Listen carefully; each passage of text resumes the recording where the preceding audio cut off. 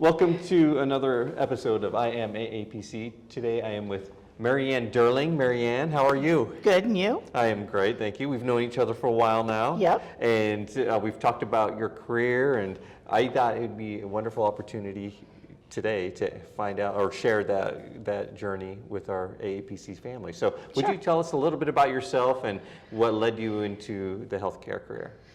I actually started in healthcare back in high school. I did junior volunteer and knew I wanted to be in healthcare from a very early age, and did a health occupations career program in high school, which was something that they offered. So I would work part day Monday through Thursday at the VA hospital, and I worked in nuclear medicine. And then on Fridays we had class days, so it was all kind of geared towards making people into nurses or allied health positions. And then my last semester of high school, I went to EMT school and got certified as an EMT, and started working right out of high school in EMS. So that was kind of my bridge into acute care and taking care of patients. So you were in the clinical side Yep. to start? I was. When did that shift happen? Well, I injured my back, so I couldn't lift patients anymore.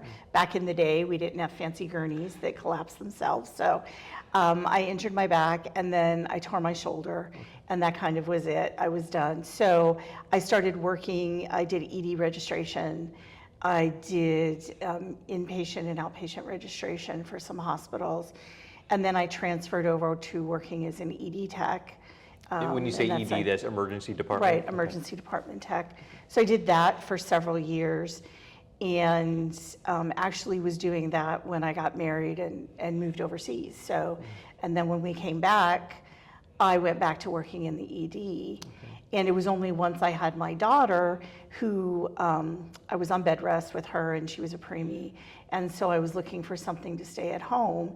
And at that point, we decided that I should find something to do at home so I could be with the kids. And I actually saw an ad for a come up and spend a week and learn how to be a medical coder class. Wow. That was it. That was the first That connection. was the first connection. I had worked for a couple of years when we came back from Italy as a prior authorization, pre-certification person with a payer, did retrospective claim reviews. So I worked with coding a little bit there, but mainly on the payer side, doing appeals and denials, that sort of work. And I had seen the front end when I worked in healthcare on the clinical side. You know, we'd walk around in the ED and you take supply tags off and stick them all over your uniform and hope you got the right charge, the right sticker on the right account.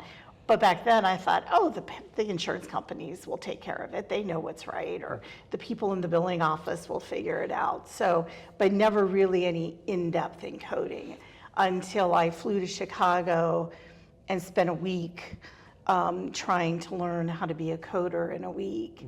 And that was kind of the first indoctrination into coding, if you will, from a deep dive perspective. So really no training?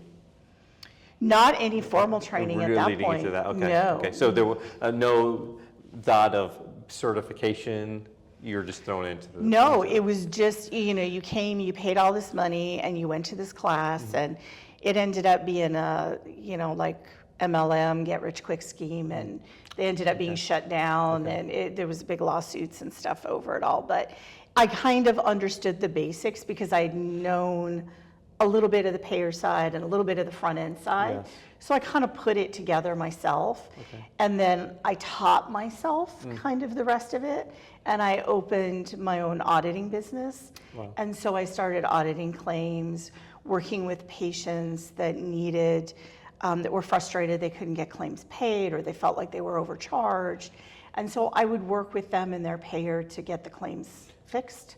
That's interesting that you had enough confidence to start your own business in the space. Yeah. And Crazy, isn't it? Yeah. And you had, I'm thinking about your ED registration, like you had these moments just picking up information, and you thought, let's go forward and try this out. Yeah, And that's exactly what I did. I just said, well, I knew all these working components and from all these different angles. And so I just kind of, put it together, and I did a lot of work for, quite a few patients and small businesses at that time.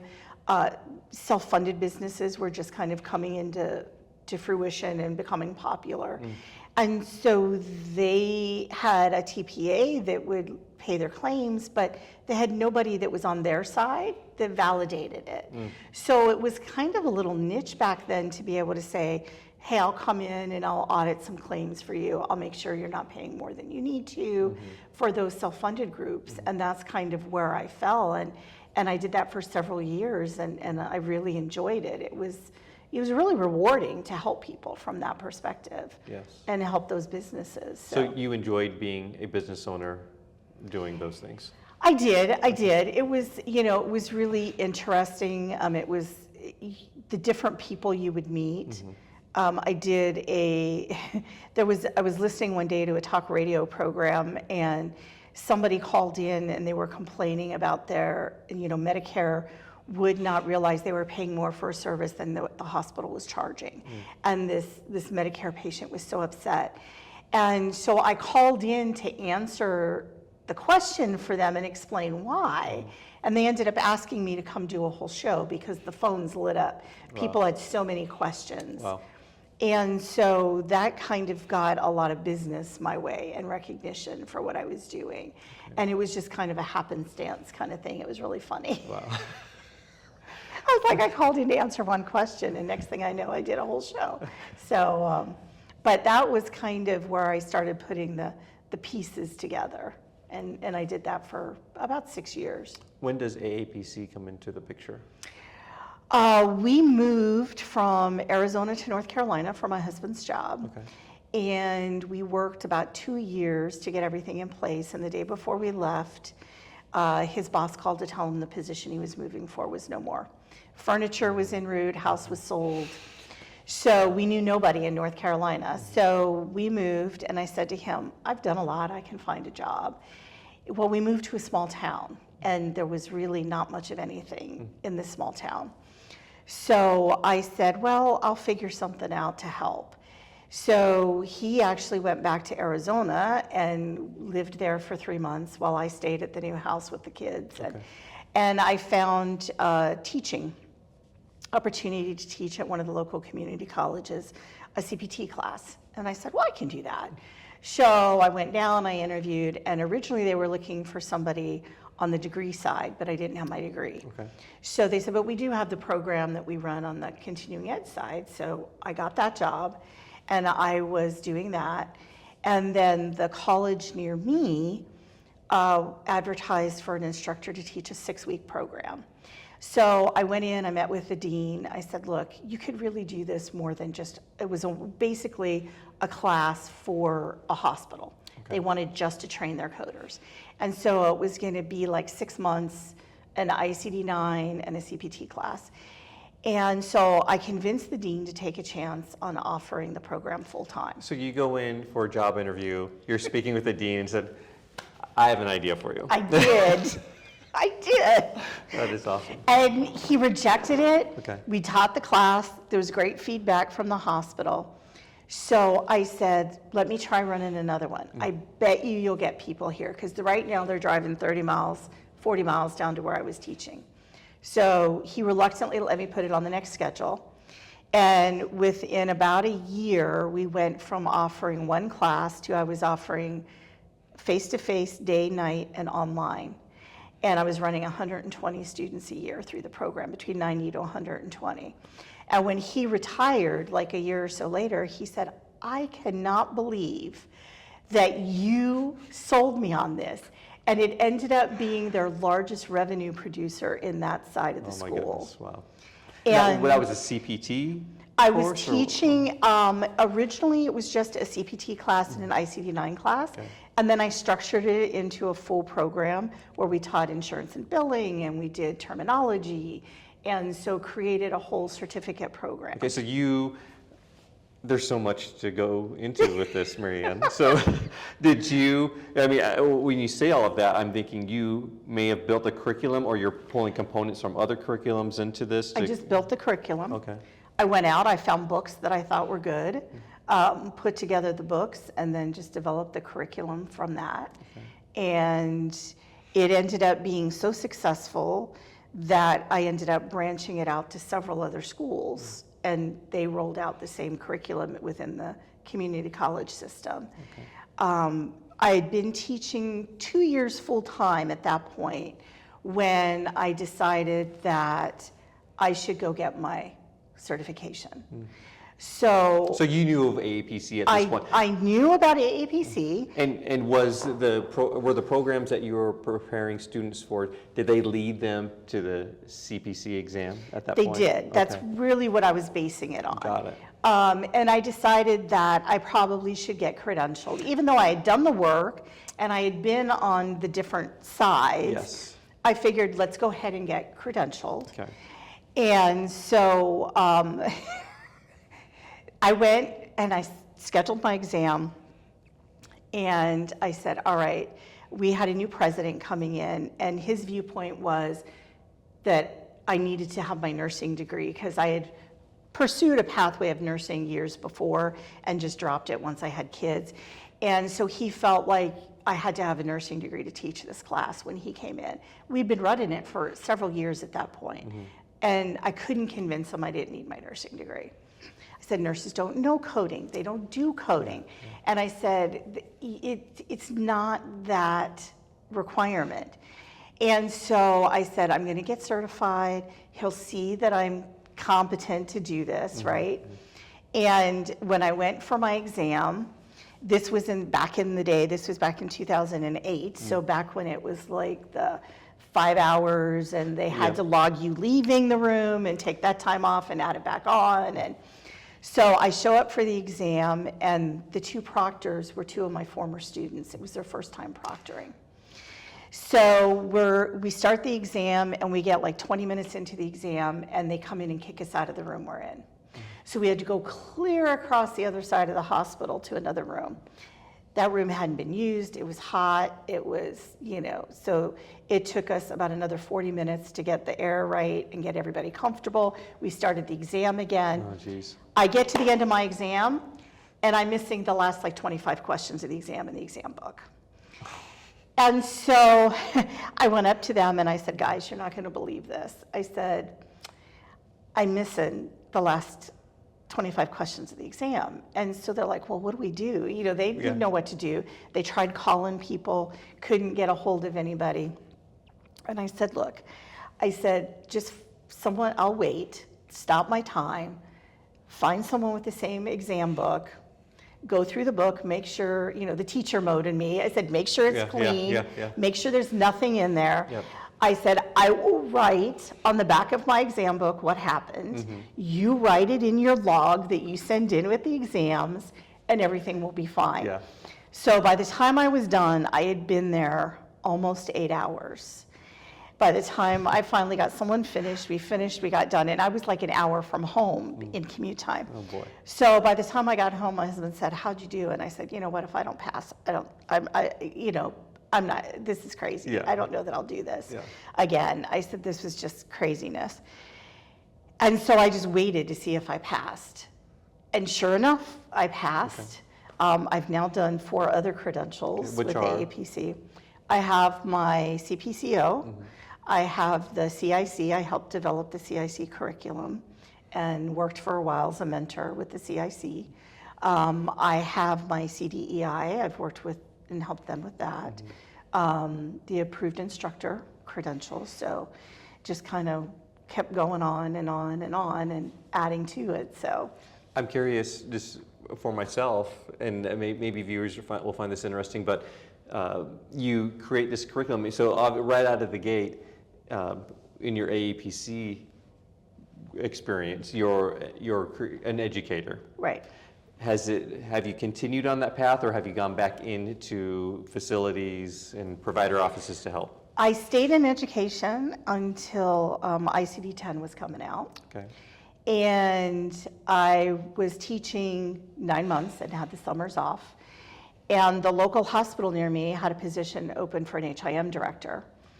And I'm kind of weird in that I like to apply for jobs that maybe I've never done, but I think I can do.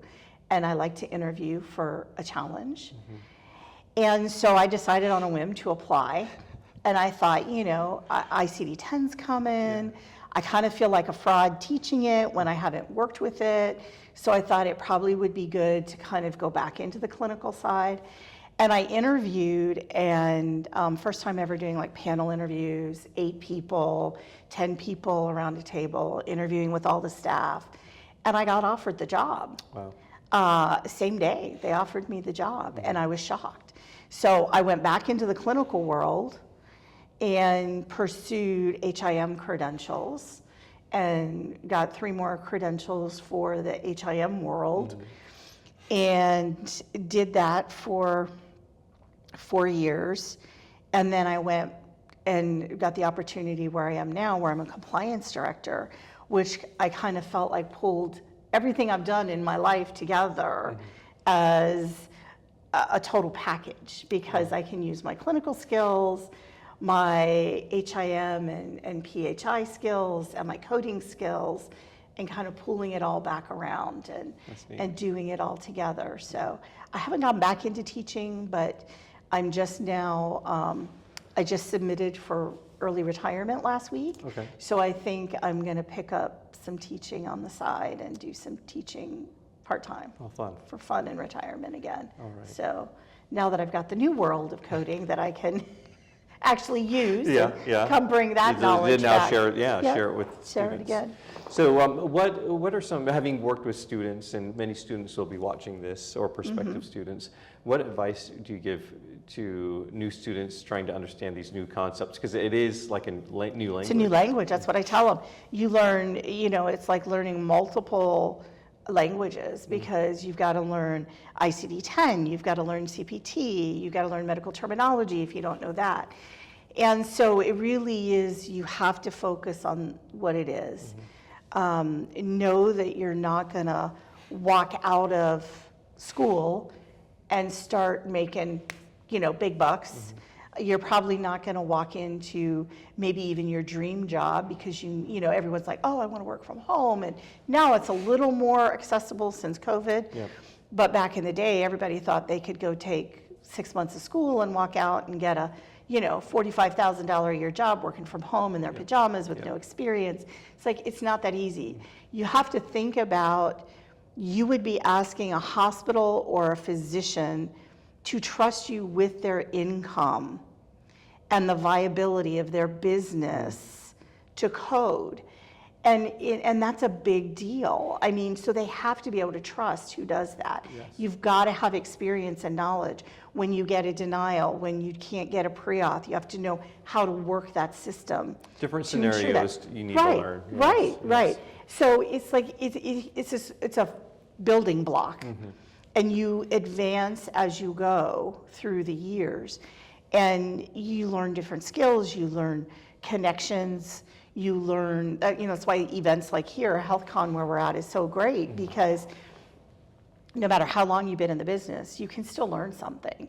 I mean, I've been in healthcare in some capacity since 1979, and I still come to these things and learn things. There's always something new happening. Yes.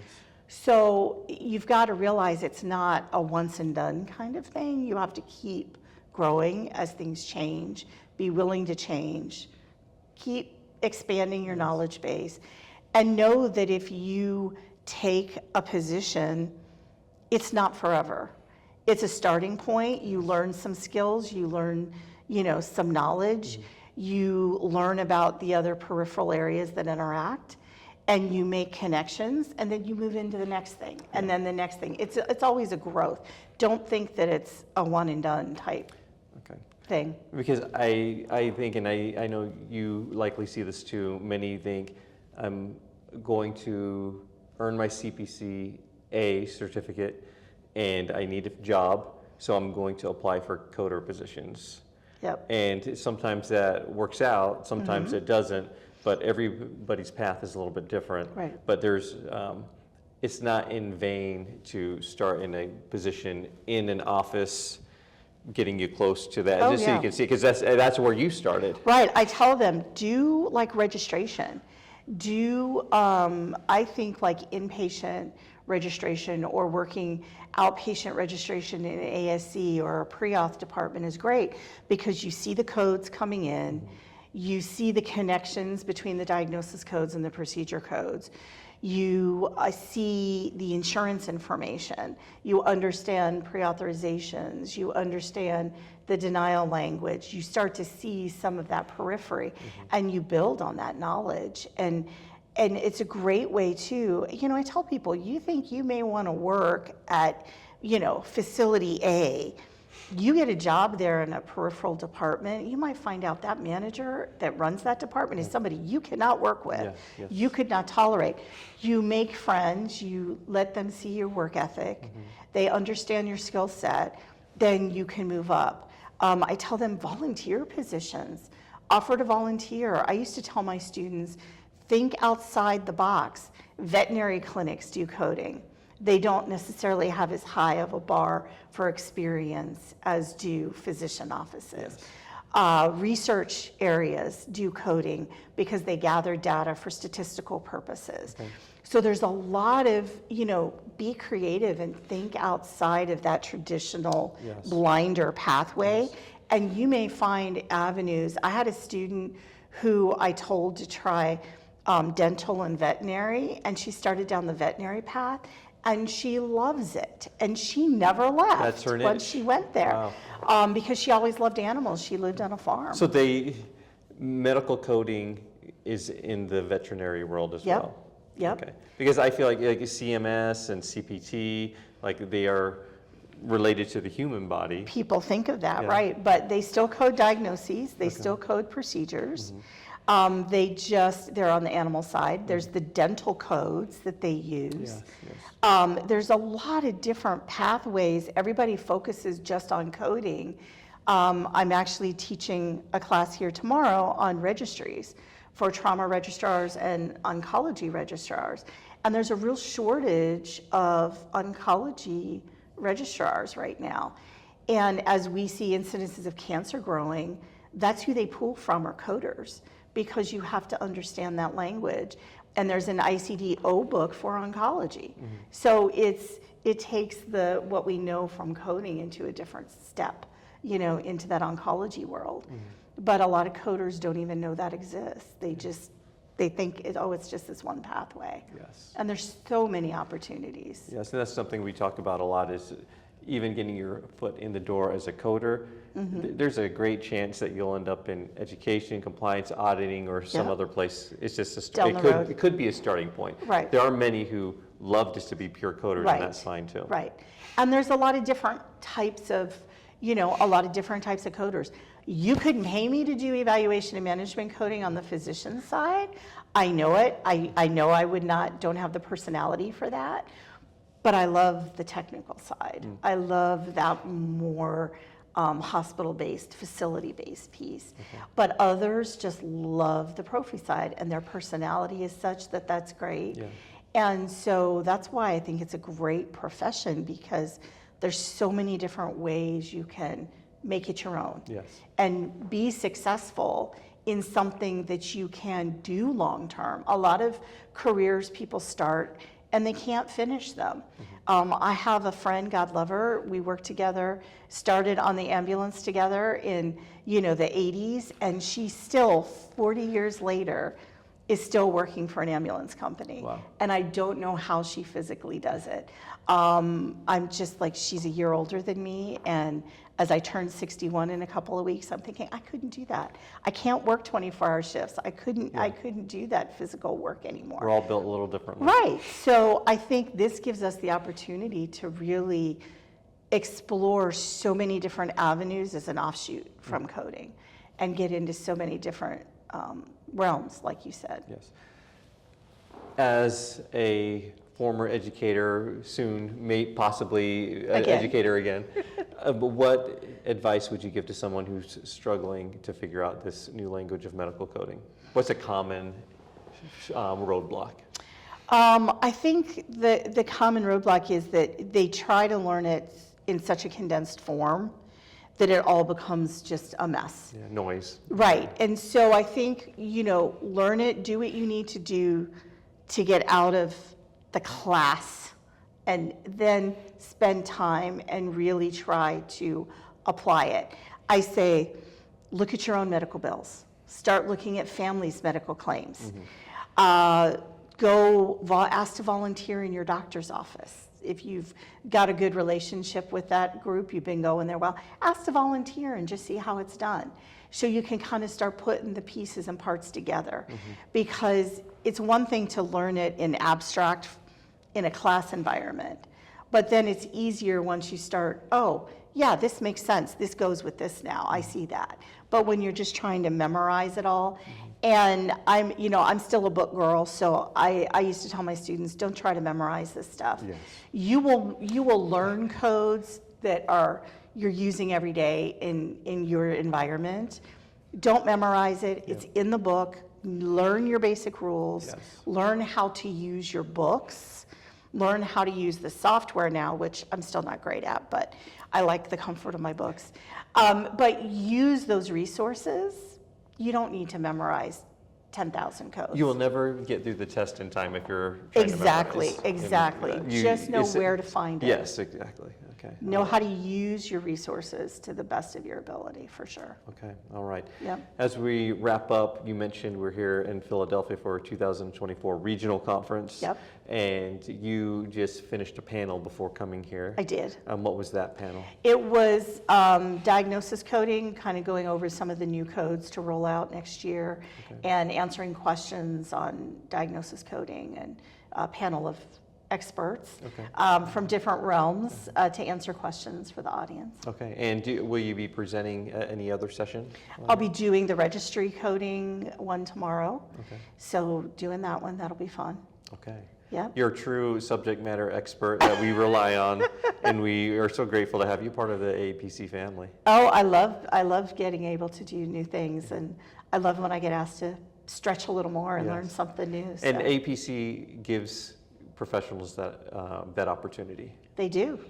And I love that in sometimes a male-driven world, in career-wise, there are so many opportunities in AAPC. We see how women flourish with leadership opportunities within the organization. They do, and the NAB has their new leadership project they're working on now, and I'm actually teaching a module for that next month. Doing a module for that, so helping to develop leaders. The Emerging Leaders program. The Emerging Leaders Program, yep. So great, I think it's fabulous. And I will say, over the years, it used to be that it was all, stereotyped middle-aged women were the coders.